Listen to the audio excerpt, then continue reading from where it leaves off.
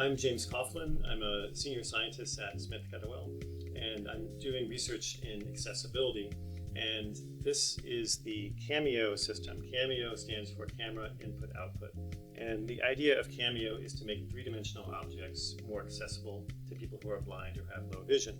So the way that the CamIO system works is the camera in an iPhone or iPad views the entire map and also the stylus, which I'll show in a second, and it figures out where the stylus is pointing in 3 dimensions, so it can tell where exactly you are pointing. So for instance, if I hold the stylus over here. Welcome to the ground carousel.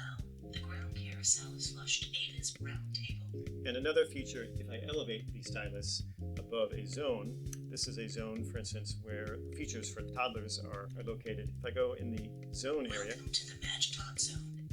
Climbing giraffe, climbing poles, Kinder bells. So what you saw there, initially I was pointing the stylus to one specific object, and it knew I was touching that object.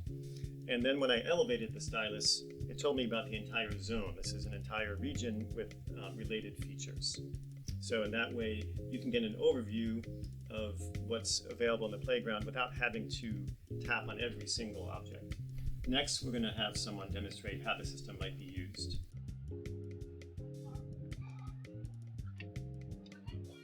Nest spinner. The nest spinner is the slowest and most secure spinner at the playground, and perfect for those who are new to spinning.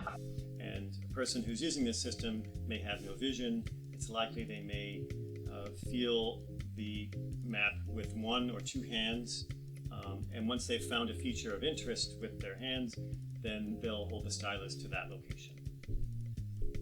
So one advantage of this system is that it works either with or without Grail.